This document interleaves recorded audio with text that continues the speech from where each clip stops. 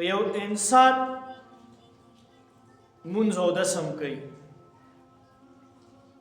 حج باندې حج کوي، روجې باندې روجې نیسي د فرایضو نه علاوه نفلي، صدقات هم کوي، غرض هر نیک کار کوي، خو د صله رحمۍ یعنی د رشتہ دارۍ خیال نه ساتي او رشتہ داری نه جوړي بلکې ماتي، نو دا دې چې کوم اعمال کوي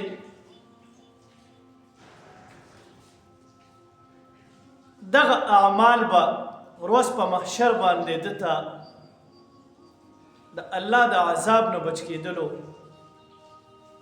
ذریعه ډېره مشکله ده چې جوړه شي. صله رحمي دا ډېر لازمي شی دی. صله رحمي دې څه شی اصل کې صله رحمي دا چې انسان خپل د وینې څومره رشتہ داران دي، خوا که د پلار طرفه دي او خوا که د مور طرفه دي، د وینې رشتہ داران چې کوم دي دی سره رشتہ ساتي او رشتہ ورسره نه ماته، یعنی خفګان نه راولي. اوس رشتہ ساتل څنګه دي؟ رشتہ ساتل دا دي په دغه رشتہ دار غم راغی دی ورسره غم کې ودرېږي، مرسته ورسره وکړي، او که دغه رشتہ دار خادي وي د اسلام د قرآن او سنت مطابق دې پکې شرکت وکړي. که چرې خادي دا خو هغه خادي کې هغه داسې رسم و رواج کوي چې هغه د قرآن او د سنت نه خلاف دي، نو بیا گنجائش شته چې انسان پکې شرکت ونه کړي. مخې ته درله راغی سلام کلام ورسره وکړه، دې ته صله رحمي وایي. او قطع تعلق دا دی چې معمولي غونته خبره ستا نی راغلی او بس الیک سلیک آنا جانا غم خادی کې شرکت دا ټول پرېږدي، دا قطع رحمي ده. اوس تا صله رحمي کولو څه فایده ده او د قطع رحمي کولو څه نقصان دی؟ حدیث شریف کې راځي رسول الله مبارک صلی الله علیه وسلم فرمایي د دنیا د پیدایش نه مخکې چې الله تعالی کله ټول مخلوق پیدا کړ خپل ازلی علم مطابق، او دا خبره مقدره شوه چې کوم انسان به څه وخت پیدا کېږي، چاته به څه ملاویږي، چاته به څه نه ملاویږي، تقدیر ولیکلی شو. الله چې د دغې نه فارغه شو نو دا صله رحمي دا رشتہ داري دا راغ او الله تعالی ته مخې ته ودرېدله. الله تعالی ورته سره د خپل علم وفرمایل چې وایه څه سوال کول غواړې؟ دې صله رحمۍ ورته ووایي چې الله ما ته پته ده چې ستا ډېر بندګان به داسي چې هغوی به په وړې وړې خبره باندې ما پرېږدي، ما به قطع تعلق کوي، ما به ماتوي، یعنې رشتہ داري به ختموي. نو الله زه یو التجا کوم، یو سوال کوم. الله ورته وفرمیل څه سوال کې ووایه، ستا سوال به موږ قبلو.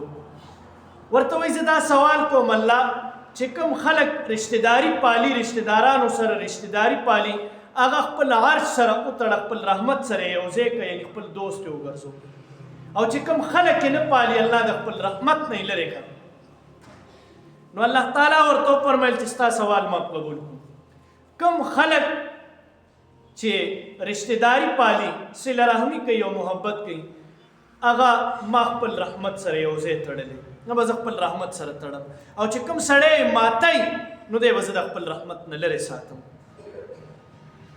یو حدیث کې دومره پورې راځي رسول الله مبارک صلی الله علیه وسلم فرمایي چې الله تعالی فرمایي چې زه رحمان یم او دا رحیم دا زما صفت دی. اوس رشتہ داري پالل دا د الله تعالی صفت دی. نو الله وایي چې څوک رشته پالي زه به یې ځان ته یو ځای کوم، ځان سره به یې جوختوم، مینه به ورسره کوم، او چې څوک نه پالي زه به یې د خپل رحمت نه لرې کوم. عمر بن عبدالعزیز رحمت الله تعالی علیه فرمایي وی ما په قرآن مجید کې 2 ځایه داسې ولیدل چې الله تعالی پر رشته ماتونکي باندې لعنت وري، رشته ماتونکي باندې لعنت وري. او رسول الله مبارک دومره پورې فرمایي چې کوم سړی بغیر د څه عذره بغیر څه پریشانۍ نه دې رشته ماتوي. خو د رشتې ماتول هم دا مطلب نه دی چې بس بالکل بالیک سلیک پرېږدي.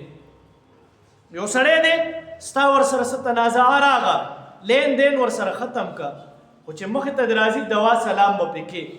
اوس ته پرې سلام وکړه، که هغه سلام در نه کو، جواب یې در نه کو، تا خپله صله رحمي پوره کړه. دا نه ده چې بھائی پلاني خو ما سره دا وکړو بس دوا سلام به نه کوو. نه، شریعت مطابق په خپل دغه کې خو هغه لین دین به لږ را محدود کړي. نو رسول الله مبارک فرمایي چې کوم سړی رشته ماته کړي بغیر د ضرورته 3 ورځو نه زیات د خپلو کې خبرې نه کوي، دوا سلام بند کړي، دا سړی به جنت ته هم نه داخلېږي.